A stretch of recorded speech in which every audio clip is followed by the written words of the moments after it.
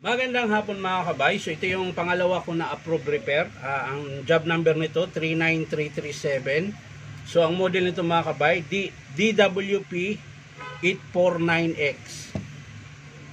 Paliser po ng DeWalt. So ang papalitan mga kabay, armature. Ayan. Bago po siya, may kasama ng bearing, likod sa harap. So diretso na salpak. Tapos yung gear niya mga kabay, hindi mo na kailangan mag-press dahil diretso na salpak din ito. So madali na lang po. Tapos carbon brush cap at yung kanyang adjustment sa speed. Ayan. So tara mga kabay, samahan nyo ako. Kakabit natin. So yan mga kabay, unahin ko po ng kabit yung kanyang control speed. Ayan. So ito po yun mga kabay. Ayan. So ito po yung unahin natin. Huli natin yung armature tsaka gear.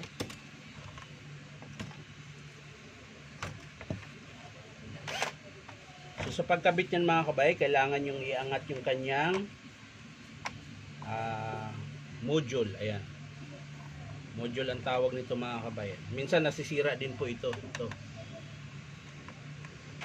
Pag di na po siya gagana, kahit nagpalit na kayo niyan, so ibig sabihin mas nasisira po yan pag ganun. Kailangan nyo rin magpalit. So ito buo pa naman. So ang papalitan natin ito mga kabay, ito lang pong control speed nya. Ayan. Or potentiometer. Ayan. Yan po yung tawag. Tapos bubunutin mo lang yan mga kabay. Ayan. Tapos isusuksok mo lang to ulit. Ayan. Papakita ko sa inyo mga kabay malapitan. So ayan. Bubunutin nyo lang po dyan. Susuksok nyo lang ito. So malaki kamay, daliri ko mga kabay, hindi kasya, kaya gagamit ako ng long nose. Ayan. So kung okay na mga kabay, ayan, nakabit mo na. So babalik mo na siya sa dati. Meron po siyang lagayan.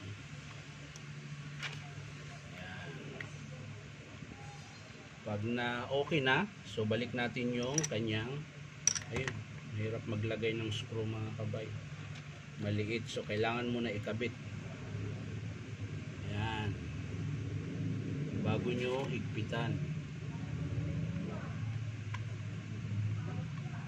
dahil maliit po yung kanyang screw. So ayan mga kabay, higpitan ko na po.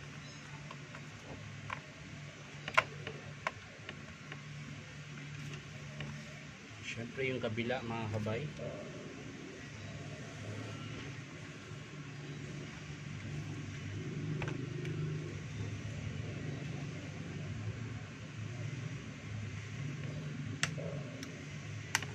So yan mga kabay, okay na.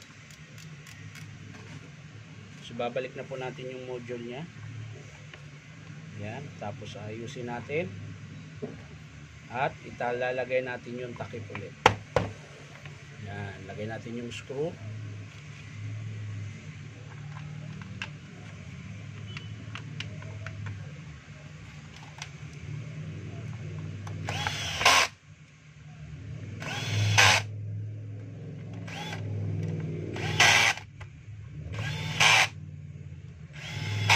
So yan mga kabay, okay na, nakabit na natin. So ang sunod ay ito, yung brass cut, tanggalin na natin mga kabay. Dahil papalitan na po natin yan. So yan, maiksi na po yung carbon nya, kaya magpapalit po tayo ng carbon brush.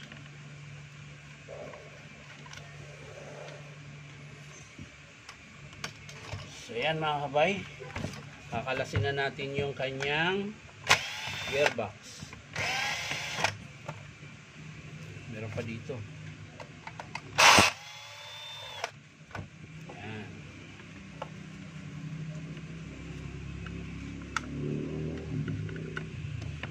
Pa nyo makalas.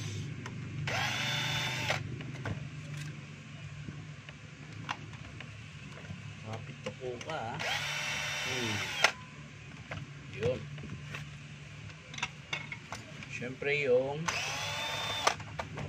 Unahin natin yung sa armature, sabay na pala mga kabay. Ayan. Pwede rin unahin yung armature. Ayan. So yan mga kabay, madali lang magtanggal. Lagyan natin yung bago mga kabay. Ayan.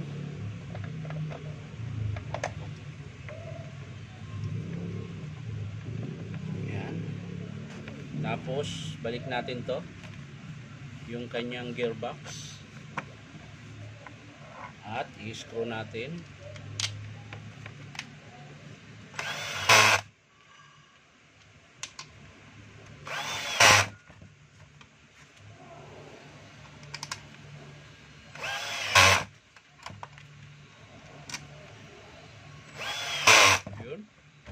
Tapos yung gear case cover na may kasamang gear, yun naman ang ating ikakabit.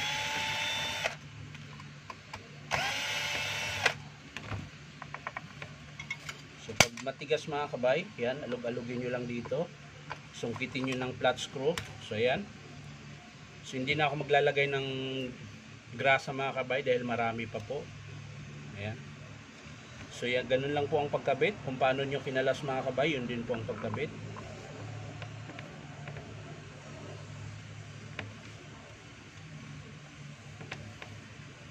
Tapos yun, balik natin yung screw.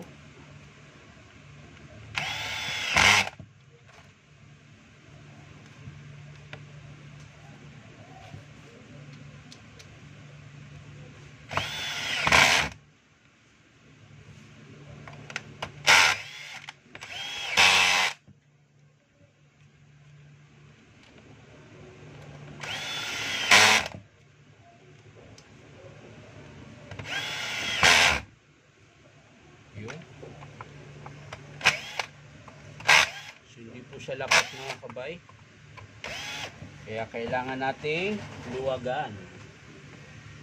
At syempre pukpukin natin ng kaunti.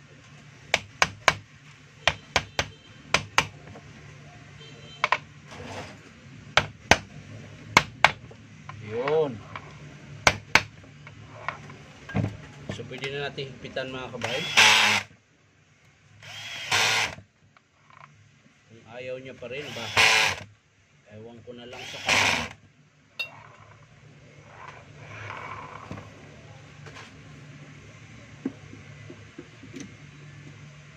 So yan, higpitan natin ng mano-mano.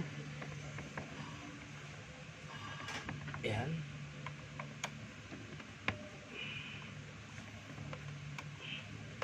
Yan.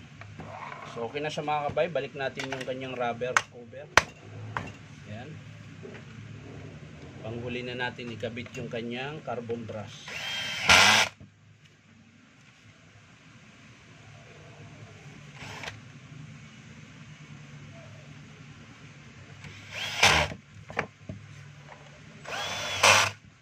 Yun.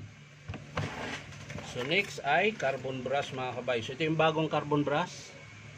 Yan.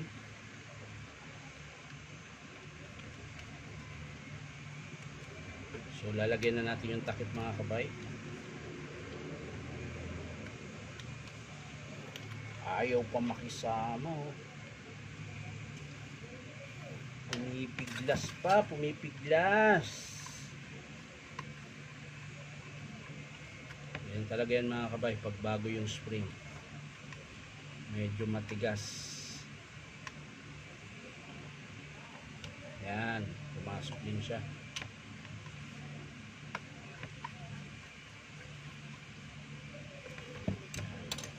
So pag naglagay kayo ng carbon mga kabay, kailangan yung dalawang tenga na to, ayan, magkabilaan yan, papasok talaga yan doon sa loob ng brush holder para hindi siya maipit yung ulo. Ayan.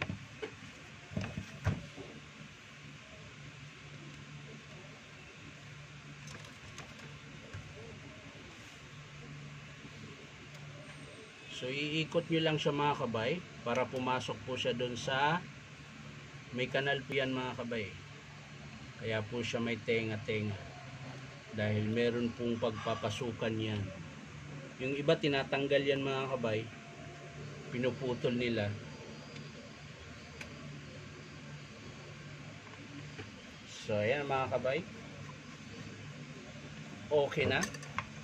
So ang next ay ating testing mga kabay.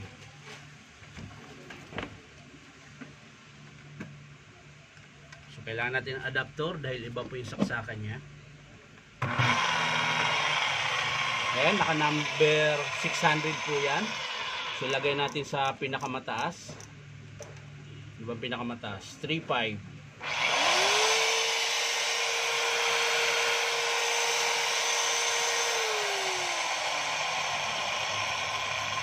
Balik natin sa 600. So yan lang mga kabay. Maraming salamat sa panunood. Ulitin ko lang mga kabay. Ang pinalitan natin ay armature gear. Pero kasama na po yung gear case cover niya. Dalawang brass cap. Ayan. At dalawang carbon din. Tsaka isang ano yung tawag nito? Potential adjustan ng speed. Ayan. 600 hanggang 3.5. Ayan. So yan lang mga kabay. Maraming salamat sa panunood at palike and share na rin po. At syempre po baka naman po pwedeng subscribe po ito aking YouTube account na Inong Tabay. So maraming salamat mga kabay. Bye bye.